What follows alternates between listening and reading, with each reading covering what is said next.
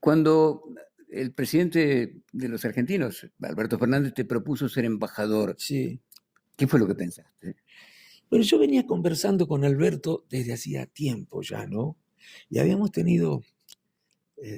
conversado sobre cuestiones que para mí eran no solo muy radicales, valiosas, en realidad, una tenía que ver con lo que hablábamos acerca de la necesidad de generar condiciones para el diálogo.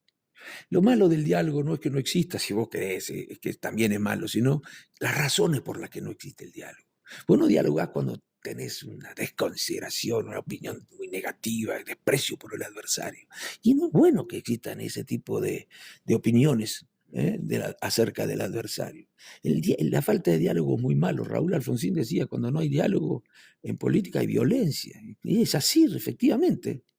Y Alberto decía, necesitamos recuperar el diálogo entre las distintas fuerzas políticas. Por supuesto que no todos requieren consenso, pero nosotros tenemos problemas muy serios y difíciles de resolver y que hacen sufrir muchísimo a la gente. Y a veces tenés que llegar a soluciones de compromiso en las que cada una de las partes cede un poco. Y si vos te querés poner muy principista, podés terminar asumiendo posiciones muy reaccionarias, porque no permitís ni siquiera progresar un poco por ponerte muy principista y muy intransigente.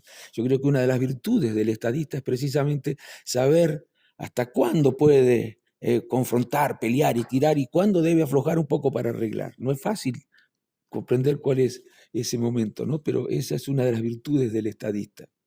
Y eso hablábamos con Alberto, la necesidad del diálogo. Y hablamos además que la necesidad del diálogo en particular para resolver la crisis que padece una de las instituciones más importantes del país, que es el Poder Judicial. Porque esto del descrédito del Poder Judicial no es nuevo, ¿eh?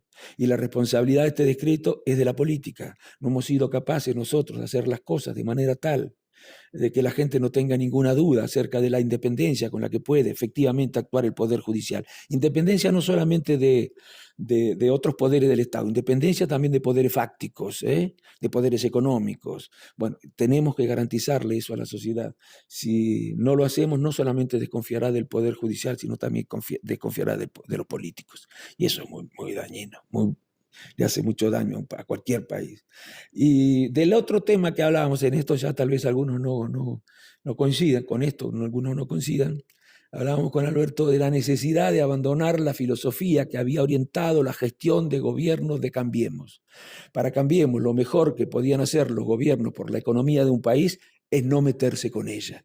Esas políticas que se aplicaron durante el 2015 al 2019 estuvieron inspiradas en esa filosofía. Ya sabemos cuáles fueron las consecuencias del 2015 al 2019 de esas políticas, pero también sabemos cuáles fueron las consecuencias en otros tiempos en los que se aplicaron estas mismas políticas, como por ejemplo, comparo nada más que las políticas económicas, ¿no? En los tiempos de la dictadura militar, aunque luego un gobierno democrático también aplicó ese tipo de recetas y no nos fue bien, pero además fijémonos en el mundo, qué es lo que ha pasado con esa receta. Nunca han mejorado con esa receta los sectores populares. Bueno, esas tres cosas en las que coincidíamos con Alberto nos hicieron pensar en muchas otras en las que también teníamos coincidencia. A mí me parece que hizo un buen gobierno y hay que ponerlo en contexto. Para mí sufrió una gran incomprensión, ¿no? Una gran incomprensión por parte de la oposición. Y me hace acordar en esto al gobierno de Raúl Alfonsín. Al gobierno de Raúl Alfonsín. También sufrió una gran incomprensión acerca de las dificultades que teníamos en esos momentos, económicas, políticas, nacionales, internacionales. Alberto también tuvo que gobernar en un momento así, muy difícil, y no hubo comprensión por parte de la oposición, más bien utilizó las dificultades con criterios electoralistas. Bueno, a mí me tocó en aquel momento, en particular en 1980 y pico, realizando mi tarea periodística, entrevistar a Domingo Felipe Cavallo, Claro. Que era diputado nacional de la oposición en ese momento y que hacía una gira por Estados Unidos con sus amigos, sus relaciones con los grandes bancos, con los grandes banqueros, y recomendándoles que no le prestaran dinero, que no les facilitaran al gobierno de Raúl Alfonsín en ese momento una cantidad que comparada con las cantidades que se barajan ahora era mínima, pero era muy importante para la economía de la Argentina. Y lamentablemente lo consiguió. Cavallo con su gestión ante los organismos financieros internacionales, privados y entes estatales, consiguió que efectivamente no le facilitaran el dinero al gobierno del doctor Alfonsín, y eso precipitó lamentablemente la caída en una crisis hiperinflacionaria. Sí, señor. Yo me acuerdo de la frase, no vamos a decir a quién se la atribuyen, que se vayan escupiendo sangre para que podamos hacer lo que se hizo finalmente en la década del 90. Necesitamos, para poder hacer eso, que se vayan escupiendo sangre. Necesitaban una crisis muy severa, que se produjera una crisis económica, social y política muy severa.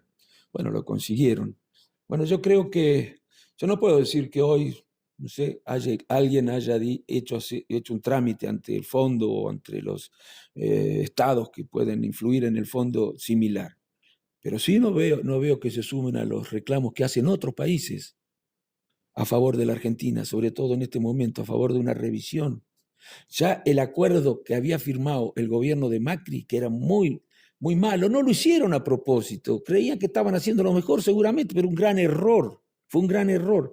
Bueno, el acuerdo que firmó Macri por una deuda enorme y a pagar en muy corto plazo fue corregido por la Argentina. Se corrigió y en mucho el acuerdo que había firmado Macri. Pero luego de producida la guerra, luego de la sequía sobre todo, luego de que las tasas de interés fueran modificadas por la FED y se aumentaran, se han producido, ese acuerdo ha quedado desactualizado, es necesario revisarlo. Y nos acompañan en esta solicitud de revisión que está haciendo el gobierno argentino frente al Fondo Monetario Internacional, el Ministerio de Economía, nos acompaña Paraguay, Colombia, Bolivia, Brasil, hasta en otros momentos, ahora también España, Francia, Alemania, Italia. ¿Y en la Argentina? No podemos contar con una declaración de parte de la oposición que diga, que le envíe una carta también al presidente de los Estados Unidos, como le han enviado estos latinoamericanos, estos presidentes latinoamericanos, siendo que es necesario revisar que se han producido cambios, hay cambios sobrevinientes, posteriores a la revisión que hizo este gobierno del acuerdo de Macri, que aconsejan hacer otro cambio ahora. Pero en la Argentina no. Así que, ¿qué es lo que tenemos que esperar? Que la oposición no diga nada de cosas tan importantes como esta. Yo no sé cómo los argentinos no le reclamamos a la oposición, que se manifieste también, no por el gobierno, por los argentinos. Sí, se advierte claramente que hay dificultades para comprender lo que es el interés nacional por encima de las internas políticas partidarias.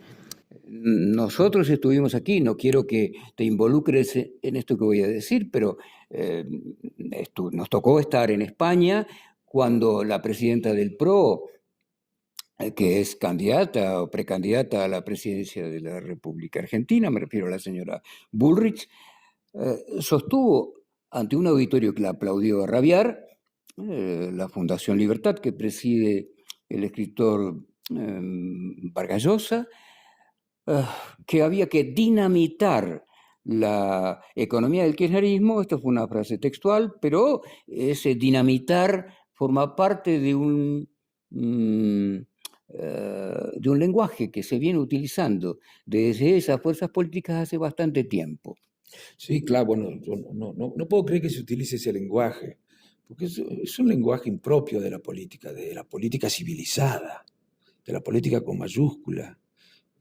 Hoy la oposición no le reconoce ningún mérito al gobierno. Por ejemplo, hay muchísimas dificultades y no podía ocurrir otra cosa después de los problemas que hubo que enfrentar. Tengamos en cuenta el contexto en el que tuvo que gobernar.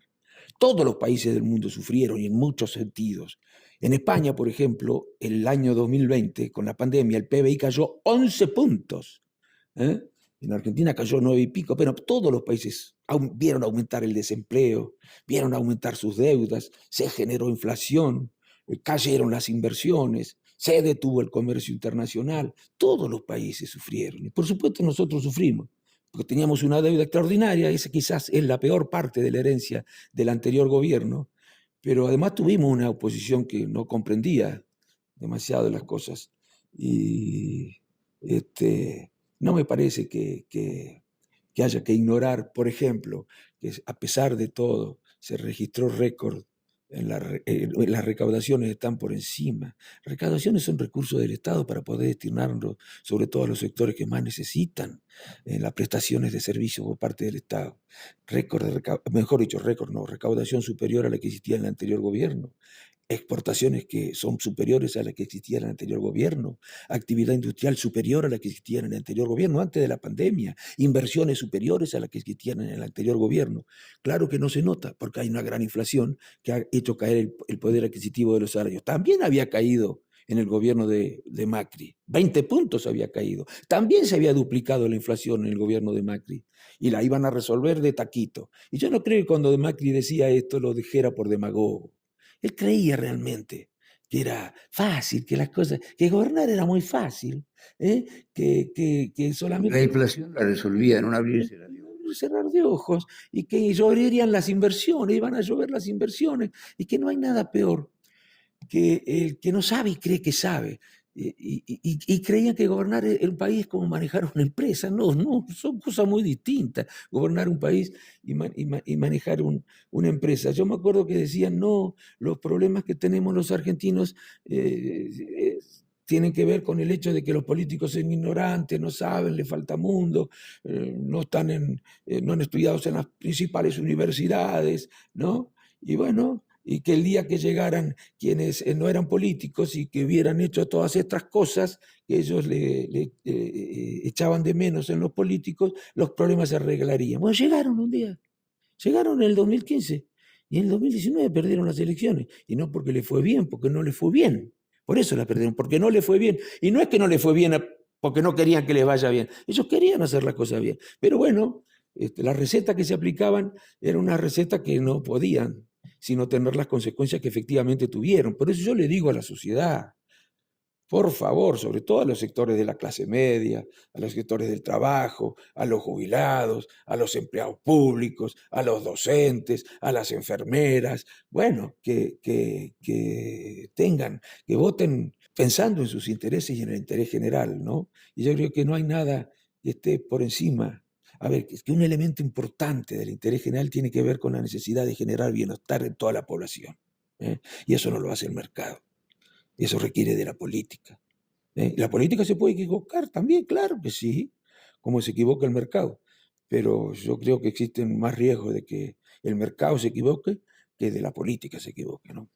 El numen de la dictadura genocida que sufrimos los argentinos a partir de 1976, me refiero a Martínez de Hoz, sostenía claramente como un latiguillo achicar el Estado para agrandar la nación. La deserción del Estado en las cuestiones económicas no es buena.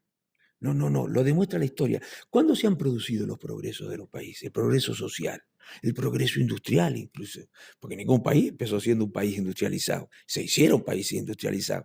Y qué casualidad que la mayoría de las potencias son países industrializados, ¿no? Bueno, ¿cuándo se produjeron esos progresos sociales? ¿Cuándo se hicieron fuertes las economías? ¿Cuando se aplicaron políticas de esa naturaleza? ¿No?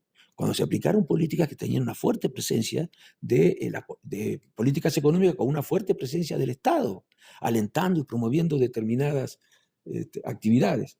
A veces, no en nombre del interés general, ¿no? A veces no en nombre del interés general, porque, por ejemplo, a ver, cuando la crisis financiera del 2008 salieron a bancar, a rescatar a los bancos, ¿lo hicieron en nombre del interés general?